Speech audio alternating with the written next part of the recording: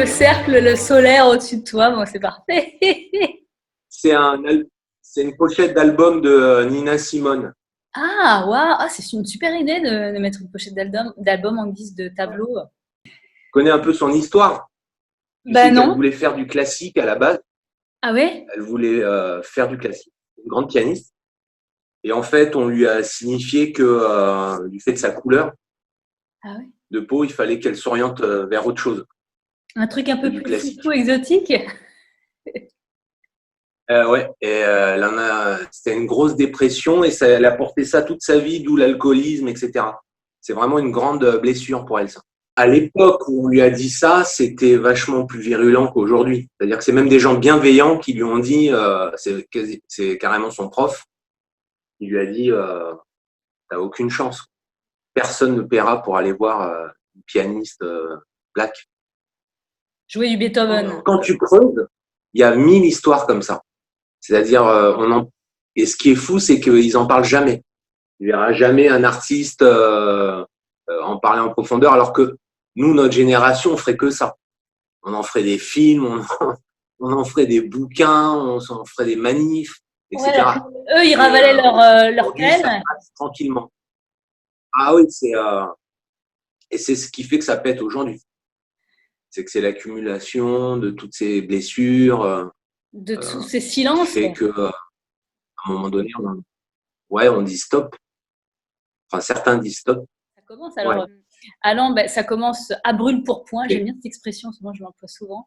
À brûle pour point dans le sujet. Enfin, quoique notre sujet fait partie de ce sujet, c'est le sujet des métis, comme tu sais, ce projet métis qui me tient à cœur depuis si longtemps. Je veux donner la parole aux métis pour qu'ils fassent une tentative de définition, pour qu'on fasse une tentative de définition ensemble. Parce que définir ce que c'est que le métissage et ce que c'est qu'un métis, c'est pas facile. Donc, moi, je suis contente qu'on discute ensemble pour essayer de faire cette tentative. Alors, bienvenue, Alain, dans le laboratoire du métissage qui s'appelle le NCIREM. C'est le nouveau Centre international de recherche expérimentale sur le métissage. Bienvenue. Tu es le premier scientifique. c'est ça. Scientifique Ah, ça va faire plaisir à ma mère. Juste. Donc moi, la première question qui m'est venue là dans le protocole, si je puis dire, de ce laboratoire, c'est de quelle couleur te sens-tu, Alain? Ah, ça, c'est une question, en fait, c'est impossible d'y répondre en tant que métis parce que notre couleur, elle a toujours été définie par les autres, jamais par soi-même. C'est-à-dire que on n'a même pas, enfin moi je parle pour moi, j'ai même pas eu à me poser la question. C'est-à-dire à chaque fois j'ai vu dans le regard des autres, t'es un blanc, t'es un noir, mais finalement ça nous appartient pas quand on est métis. L'idée de couleur, c'est vraiment quelque chose qu'on nous enlève et qui est de l'extérieur. D'abord c'est les grands-parents, après ce sont les amis, mais finalement nous on se définit jamais en tant que tel. On est juste témoin de la folie entre guillemets ou de l'obsession des autres vis-à-vis de ça, de mettre les gens dans des cases absolument, alors qu'à la base nous c'est vraiment quelque chose qui nous est complètement étranger, mais dès petit on le ressent. Moi dès petit j'ai ressenti l'idée qu'il fallait qu'on me mette dans une case. Donc C'est la quelque case chose de la pigmentation de la couleur, tu l'as sentie parmi toutes les cases dans lesquelles on est. voilà. Ouais. C'est-à-dire on voulait vraiment on voulait me classer, il fallait me classer. Alors pour les blacks, j'étais évidemment trop clair.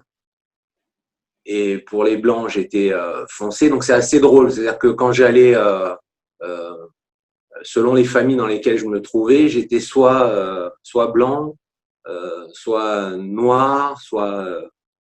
Enfin c'est vraiment quelque chose. Et du coup, on nous enlève ça, l'idée de se définir. Ouais, parce que quand je te Tout de demande suite. de C'est quelle les autres couleur avant. te sens-tu, si je te demande à toi de quelle couleur te sens-tu, tu peux même pas me répondre parce que tu n'étais pas habitué à prendre en charge cette réponse, cette voix-là. Tu te dis que tu en as rien. Vraiment cette réponse, je l'ai pas, et j'ai envie de dire que moi, la façon dont j'ai appréhendé la question, c'est plutôt que j'ai pris la couleur à chaque fois de la partie de moi qui était agressée ou oppressée. C'est-à-dire si je chantais que c'était ma négritude, mes origines antillaises, je me sentais un peu plus black, etc. Donc, c'est vraiment en réaction. Et alors, du côté blanc? Mais Du côté jamais, blanc aussi? effectivement…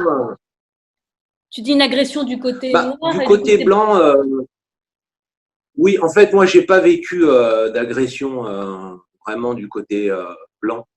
Euh, j'ai pas…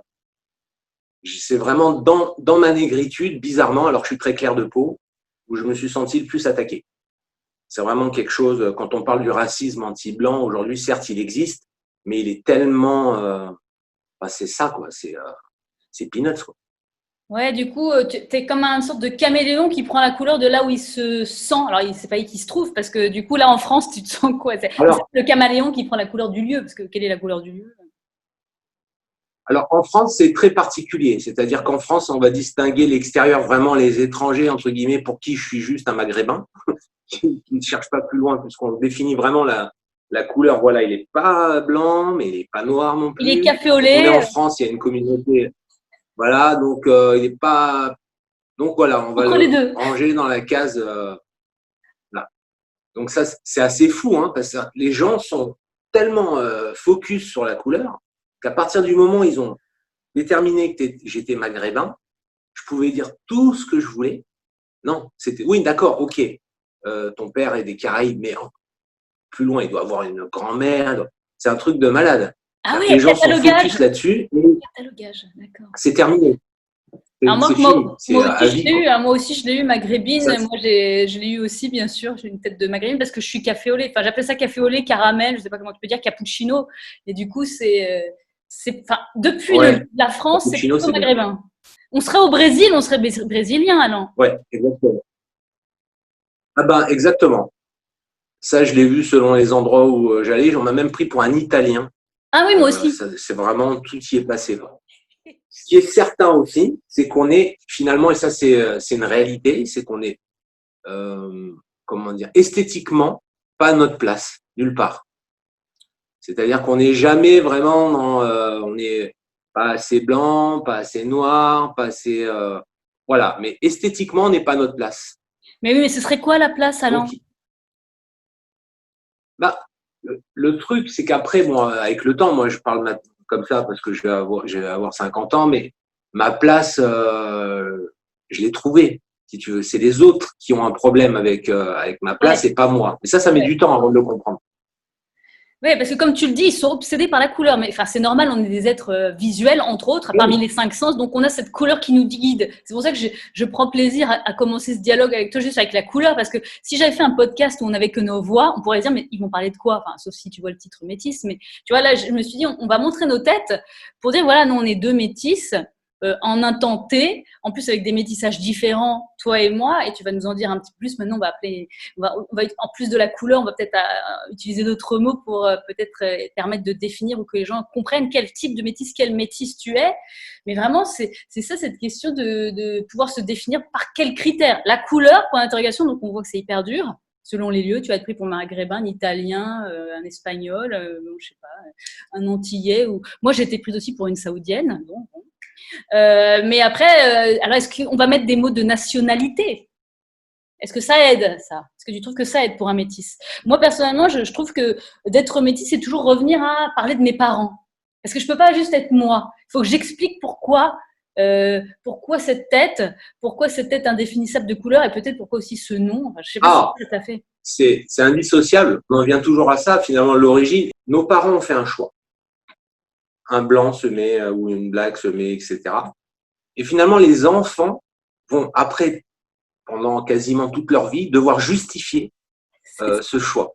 C'est-à-dire qu'on va devoir l'expliquer par plein de trucs. On va nous dire, il y a des gens qui vont nous dire c'est super. Il y a des gens qui vont dire ah ça devait être difficile. Voilà, c'est dingue. Et puis c'est des enfants. Moi, j'ai des enfants, ma fille, pareil, on lui pose des questions, mais voilà, t'es d'où ton père il est comment non, c'est ma mère, il est carteron, il est métis, il est donc c'est voilà. Mais parce que c'est quand même la couleur, je veux dire, ton enfant serait blanco-blanc, ce que j'appelle blanco-blanc, qu'est-ce que c'est? Est-ce que c'est comme le pot de fleurs derrière toi? J'en sais rien, personne n'est blanc, hein. Mais son enfant serait hyper clair. On lui demanderait pas quelles sont tes origines, la fameuse question qu'on nous pose toujours, quelles sont tes origines? Il y a quand même ce truc. Alors, moi, comme tu L'origine sais, est j'ai deux forcément d'une autre enfants. couleur. C'est dingue ça. Tout le monde a des origines. Moi, j'ai un exemple avec mes deux enfants, parce qu'elle est comme moi, c'est-à-dire qu'elle est même plus foncée que moi. Du coup, on lui pose la question, c'est en boucle. Ses copines, ses profs, la famille, c'est vraiment quelque chose d'obsessionnel. Que mon fils ne… Pour les gens, mon fils est un rebeu. Il ne se pose C'est pas la 5 en question, 30, on ne lui c'est pose bien, même c'est pas ça. la question. Tu vois. Alors lui, c'est… voilà, il n'y a pas de problème, c'est un kabyle éventuellement. Voilà, c'est le seul métissage qu'on peut lui octroyer. Mais voilà. Mais ma fille, elle a à se justifier tout le temps, tout le temps, tout le temps, tout le temps. Et c'est très drôle parce que mon frère, c'est exactement la même chose. Et le point commun que j'ai avec ma fille, c'est qu'on est les premiers de la fratrie. Ah. Et les plus, moi, je suis plus typé que mon frère. Et moi et ma fille, on a à justifier sans arrêt ce qu'on est, le choix de nos parents. C'est juste hallucinant. Cette origine, je veux dire, c'est comme C'est, si tu étais j'appelle ça blanco-blanc, ça n'a rien de péjoratif, j'adore les couleurs. Je dis, qu'est-ce que c'est un blanco-blanc qui doit à chaque fois justifier d'où il vient. Ah, je viens de Bourgogne, excusez-moi, je viens de Lille, excusez-moi. Enfin, on doit toujours la justification avec l'excuse presque, comme si c'était une anomalie. c'est exactement ce que j'allais dire. J'allais dire qu'à la base, en fait, c'est une faute pour les gens. Ah. Tu vois, c'est le truc. C'est-à-dire qu'un couple mixte, il y a un problème. Il y a une Comment erreur, on a pu, il il y y a a eu un petit… quelqu'un, il y a un des deux qui a renié, mais il y a l'idée de renier une partie de ce qu'on est. C'est-à-dire aussi bien pour ma mère que pour mon père, ou moi et ma femme, on nous dit à la base, en gros, à vous, vous avez renié une partie de ce que vous étiez. C'est comme si on tournait le dos à quelque chose. C'est-à-dire qu'à aucun moment, le choix personnel, je parle même pas d'amour, hein, on est loin de tout ça, c'est jamais pris en compte. Donc il y a vraiment l'idée de trahison à la base. Moi, je ressens ça comme ça. Quand ça se passe pas super bien, il y a une idée de trahison. Ah, le mot est fort, mais je te rejoins là-dessus. Ce mot de trahison, il est hyper puissant. Enfin, même si tu remontes après dans l'histoire de la colonisation, de l'histoire de l'esclavage ou de ces mariages mixtes. Finalement, dans notre condition de métis, à chaque fois, l'extérieur va nous dire, quels que soient tes choix, tu vas renier une partie de toi. C'est-à-dire qu'on n'est plus libre, plus du tout libre de ses choix. Enfin, chacun de nos choix va être vécu par un côté ou un autre de notre famille comme une trahison, je trouve que c'est le bon mot, il est fort, mais c'est vraiment ça, quoi. Ce qui est fou, c'est que si tu étais d'un père et d'une mère française et tous les deux blancs, on renie. Enfin, de toute façon, le fait d'être 50-50 quelque chose, tu t'es pas. On n'est pas 200%, on est 100%, donc on prend la moitié du génome et la moitié du génome. C'est incroyable que parce qu'il y a une couleur, parce qu'il y a peut-être une nationalité éloignée, une terre lointaine par rapport au pays référence. Et d'ailleurs, quelle est la référence? Enfin, tu vois, quelle est la référence? Moi, je regardais dans le dictionnaire le mot métis et je voyais parmi les occurrences un exemple, et c'est pas anodin que ce soit cet exemple qui soit pris, c'est quand la femme est d'une autre terre que l'homme. Pourquoi on ne dirait pas quand l'homme est d'une autre terre que la femme? Pourquoi tu prends l'homme comme référence et la femme elle est autre que l'homme? C'est vraiment la question de l'altérité. Hein. Voilà, il y a vraiment toujours l'idée d'écraser l'autre, en tout cas de l'éteindre. De le Si faire tu es taire. accepté, en fait, tu te rends compte que tu n'es jamais accepté dont on semble. Ouais, mais dis donc, alors, quand je t'écoute, je te rejoins, en même temps, j'ai envie de te faire creuser. Enfin, tout ça, c'est assez dur. Est-ce que tu as des exemples de vécu, toi, de choses plus légères ou qui te font dire que le métissage est quelque chose qui fait aussi du bien? Parce que c'est dur de porter toujours ce poids, cette trahison, non? Alors, il faut être clair aussi. Moi, j'ai adoré cette condition de métis dans le sens où je me suis senti bien, c'est le paradoxe, partout. Ah oui. J'ai pu être à l'aise vraiment absolument partout. J'ai pas de souci avec ça. Je me sens bien avec toutes les nationalités, toutes les religions. Voilà. Je trouve que la chance, elle se situe là en tant que métis, c'est qu'on peut réellement avoir l'impression de faire partie de l'humanité. dans sa globalité. C'est-à-dire d'être bien vraiment partout, de pas comprendre les conflits israélo-palestiniens, les conflits à droite à gauche. C'est quelque chose voilà, qui pour nous est très lointain. Parce que on a eu l'impression, c'est le paradoxe, d'appartenir à l'humanité, d'avoir la tête finalement hybride. Et ça, finalement, le fait de ne pas choisir, ça permet vraiment cette liberté-là. Ouais, d'englober tout. On ne va pas choisir deux camps. Oui, voilà. Ouais. J'ai jamais voulu, à part évidemment à l'adolescence, en pleine construction, où d'abord, je me suis senti très, très, très black, je me suis fait des dreadlocks, je traînais qu'avec soit des Africains ou des Antillais. Ah ouais. C'est obligatoire, c'est presque une espèce d'hommage de dire, je pense que inconsciemment, c'était montré à mon père, tu as vu, comme je suis fier de ce que tu as transmis, comme je me revendique. Une reconnaissance. Voilà. Une reconnaissance. Et ça, voilà. Et je pense que pour chez tous les métis, quand il y a comme ça, pas une prise de position, mais quand il y a souvent des métis qui se sentent, je vais schématiser, qui vont se mettre en boubou, je dis une bêtise, qui vont se faire des dreads, qui vont aller à fond. Mais c'est parce que finalement, bien souvent, un des parents, donc le black qui a subi le racisme, l'enfant finalement lui dit, regarde, moi je suis fier de toi. Là où les autres t'ont rejeté, moi c'est, voilà, moi au contraire, c'est vraiment une chance pour moi incroyable et je tends vers ça de tout mon cœur. Donc il y a cette idée-là. Ouais, d'accord. Et dis-moi, Alain, pour parler justement de ce camp qu'on ne choisit pas et pour venir sur les lieux où on vit, est-ce que tu peux nous parler, est-ce que tu veux bien nous parler de ton expérience de vie sur la Terre, l'autre Terre?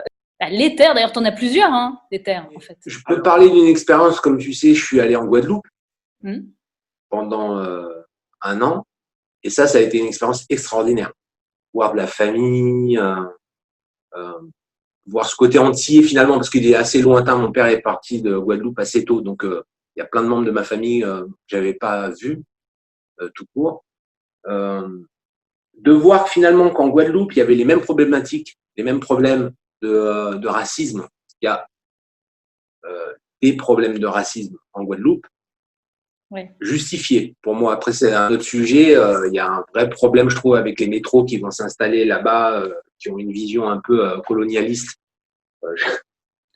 de la Guadeloupe, qui ont pour plein de raisons, qui ont leur salaire qui est doublé ou triplé quand ils vont s'installer là-bas, alors qu'il y a des gens qui ont pas de quoi manger, qui ont pas de boulot, etc.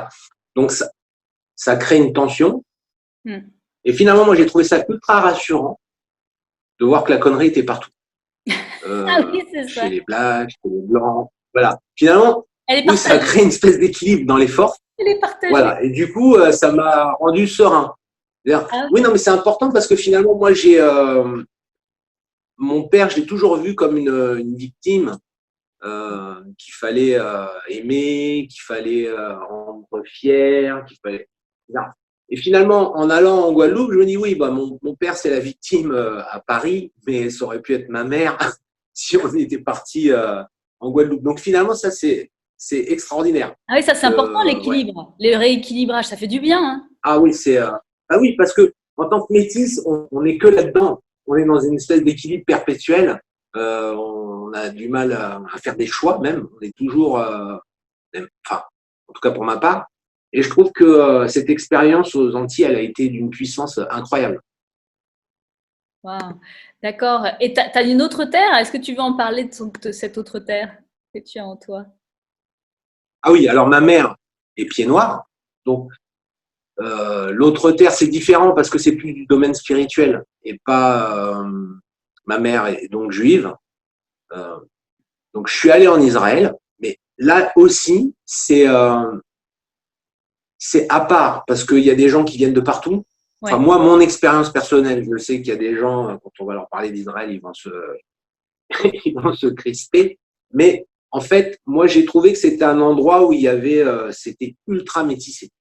Mais c'est ce que j'ai cru comprendre. Je n'y suis jamais allée. Dans le sens ultra cosmopolite. Voilà, ultra cosmopolite. J'ai vu les Juifs éthiopiens. Donc, ça, c'était génial. Moi, j'ai trouvé ça extraordinaire. Là-bas, l'idée de différence, Ouais. elle était actée dès le départ. Donc forcément, ça aide. Quand personne ne se ressemble, quand ça parle anglais, espagnol, italien, russe. Tu as l'impression de te fondre complètement dans la couleur multicolore là-bas. Moi, en tout cas, moi, c'est mon expérience. J'imagine qu'il y a d'autres personnes qui ont Oui, vécu bien sûr. d'autres expériences. Il y a du racisme aussi là-bas, Ah oui, bien sûr. évidemment. Mais moi, c'était beaucoup plus simple. Ouais. En Italie aussi, j'ai senti ça quand je suis allé à Rome. Ça a été incroyable. Au point même où il faut qu'on vienne habiter ici, quoi. Mais oui, c'est-à-dire qu'on m'a pas posé la question une seule seconde. J'ai jamais été question de ma couleur de peau, de mes origines. Ça a été C'est incroyable. Donc, il y a 2 endroits où j'ai vécu ça. C'est en Israël et à Rome. Et dis-moi, Alain, pour finir, j'aimerais bien que tu nous parles d'un artiste.